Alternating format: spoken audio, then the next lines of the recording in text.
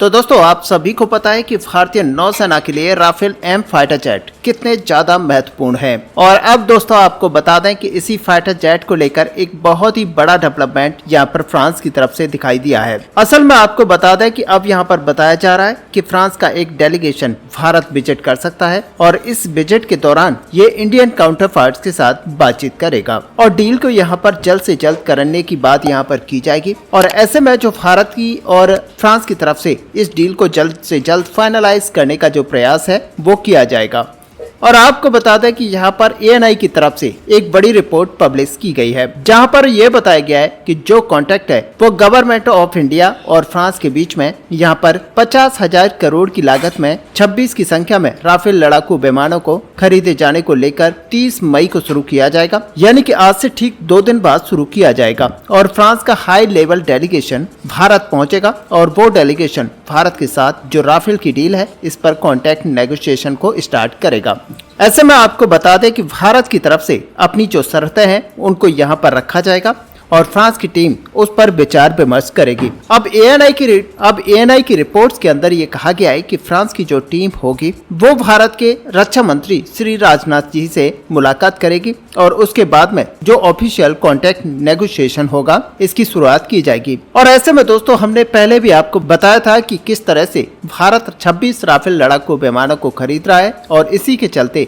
जो नेगोशिएशन है यहाँ पर पेंडिंग था और अब यहाँ पर ये प्रक्रिया भी बहुत ही जल्द पूरी होने वाली है। इसी को लेकर अब से ठीक 2 दिन बाद ही यहाँ पर प्रक्रिया को स्टार्ट किया जाएगा। ऐसे में दोस्तों आपको बता दें कि भारतीय नौसेना की तरफ से ये पहले ही क्लियर कर दिया गया है कि यहाँ पर नेवी दोनों अपने नौसेना एयरक्राफ्ट के ऊपर इन राफेल मरीन को डिप्लॉय करने वाली है और इसके लिए राफेल एम के अंदर कई मेजर चेंजेस किए गए हैं। अब आपको बता दें कि सबसे खास बात यहाँ पर ये रहेगी कि फ्रांस की टीम के अंदर केवल फ्रांस की डिफेंस मिनिस्ट्री के ही मेंबर्स नहीं रहेंगे, बल्कि इस टीम में फ्रांस के डिफेंस मिनिस्ट्री के अलावा जो इंडस्ट्री यानी कि ओरिजिनल मैन्युफैक्चरर यानी कि जो डसॉल्ट एविएशन है उसके अधिकारी भी शामिल रहेंगे। और वहीं अगर भारत की बात की जाए तो भारत के डिफेंस विंग और साथ ही नेवी के जो आला अधिकारी हैं वो यहाँ पर डिफेंस टीम के साथ एकजुट होकर इस बातचीत को कंप्लीट करेंगे। अब दोस्तों यहाँ पर ANI के सोर्सेस की तरफ से और एडिशनल खबरें दी गई हैं। उसके हिसाब से अगर यहाँ पर बात माने तो यहाँ पर गवर्नमेंट ऑफ इंडिया ये ट्राई करेगी कि फ्रांस के साथ में जो नेगोशिएशन यहाँ पर किया जाना है उसको जल्द से जल्द खत्म किया जाए और ये फाइनेंशियल ईयर खत्म हो उससे पहले इस डील को फाइनलाइज यहाँ पर कर लिया जाए। अब आपको बता दें कि ये जो मेजर डेवलपमेंट हमें देखने को मिलेंगे वो यहाँ पर एक तरह से आप कह सकते हैं कि इस डील को फाइनलाइज होता हुआ आप देखेंगे और जनरल इलेक्शन जो कि अभी चल रहे हैं उनके रिजल्ट आने के बाद में इस डील को कंप्लीट किया जाएगा। और ऐसे में आप मानकर चल सकते हैं कि 4 जून यानी कि इलेक्शंस के रिजल्ट से पहले कोई भी बड़ी अपडेट्स यहाँ पर देखने को नहीं मिलेंगी।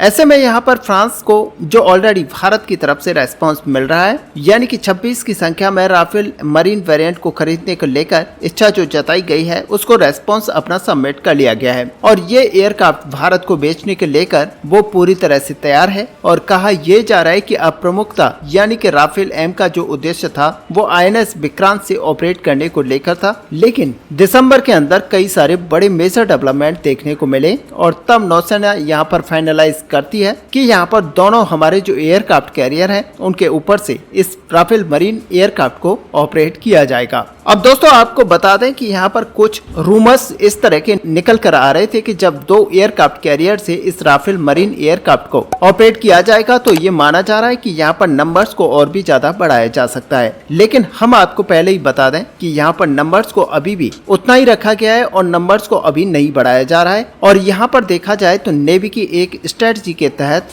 2 एयरक्राफ्ट कैरियर के ऊपर से इस फाइटर जेट को ऑपरेट किया जाएगा।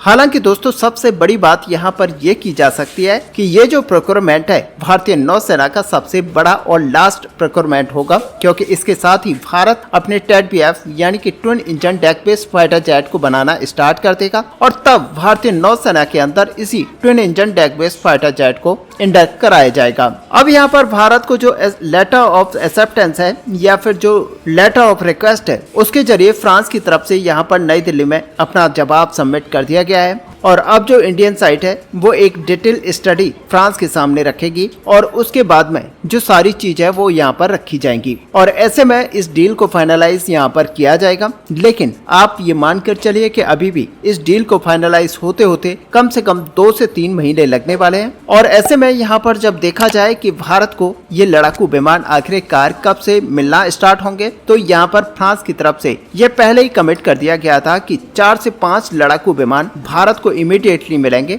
जो कि भारत को फ्रांस की नौसेना के अंदर से निकाल कर दिए जाएंगे और उसके बाद में बाकी लड़ाकू विमानों को जल्द से जल्द यहाँ पर डिलीवर किया जाएगा। हालांकि इसको बनाने में थोड़ा सा टाइम लगेगा, लेकिन माना यह जा रहा है कि 2025 के अंत तक इन सारे लड़ाकू विमानों को भारत को हैंडओवर कर दिया जाएगा। ऐसे में दोस्तों यहाँ पर देखा जाए तो एयरक्राफ्ट का जो प्राइस है ये एक महत्वपूर्ण भूमिका निभा सकता है, जहाँ पर इस एयरक्राफ्ट की कीमत को लेकर नेगोशिएशन किया जाना है। अब अगर यहाँ पर बात की जाए भारत की, तो भारत पहले से ही एक बड़े और टफ नेगोशिएशन से गुजर चुका है और एक बार फिर से हमें उसी प्रकार का नेगोशिएशन देखने को मिलेगा, जहां पर गवर्नमेंट कॉन्ट्रैक्ट है वो यहां पर साइन किया जाएगा। भारतीय नौसेना की तरफ से ये क्लियर कर दिया गया है कि अब भारतीय नौसेना की तरफ से ऐसा कोई एयरक्राफ्ट नहीं है जो कि उनकी प्राथमिकता पर बना हुआ हो और ऐसे में भारतीय नौसेना का यहाँ पर मेन फोकस है वो यहाँ पर राफेल एम फाइटर जेट को लेकर है कि भारतीय नौसेना के अंदर जल्द से जल्द 26 की संख्या में राफेल मरीन फाइटर जेट्स को ऐड किया जाए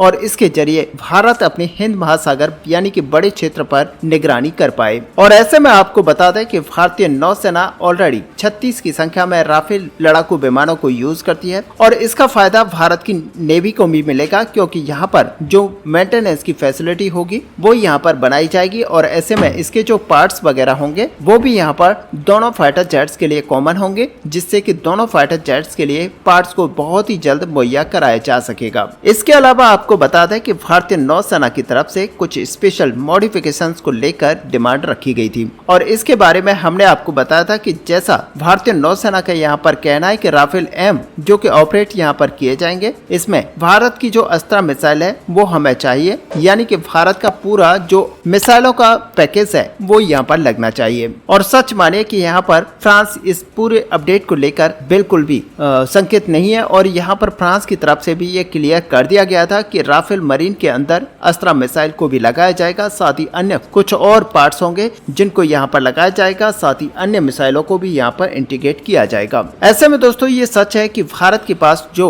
अस्त्रा BBR मिसाइल है इसकी डिमांड काफी बढ़ी हुई है और इसकी डिमांड के बढ़ते देखकर यहाँ पर भारत को अपनी राफेल मरीन के अंदर इस मिसाइल की बहुत ही जरूरत है और ऐसे में यहाँ पर डसॉल्ट एविएशन की तरफ से इस मिसाइल को इंडक्ट कराने के लिए मंजूरी दे दी गई है। हालांकि कुछ मीडिया सोर्सेस का यहाँ पर मानना है कि अस्त्रा मार्क 2 भी बहुत ही जल्द सिस्टम में है और ये आने वाले समय में इस फाइटर जेट के अंदर जोड़ी जाएगी। तो दोस्तों कुल मिलाकर अगर देखा जाए तो हमारा जो राफेल मरीन फाइटर जेट है वो आने वाले समय में काफी ज्यादा स्ट्रॉन्ग और कैपेबल बनने वाला है और ऐसे में आप मानकर चलिए कि आने वाला समय भारतीय नौसेना और वायुसेना के लिए काफी अच्छा होने वाला है। ऐसे में दोस्तों आपका इस पूरे टॉपिक को लेकर क्या व्यू है, आप अपना व्यू हमें कमेंट पे लिखकर जरूर बताएं। साथ ही अगर वीडियो आपको अच्छी लगी हो तो लाइक और शेयर करना ना भूलें। मिलते हैं नेक्स्ट वीडियो में, तब तक के लिए जय हिंद जय भारत।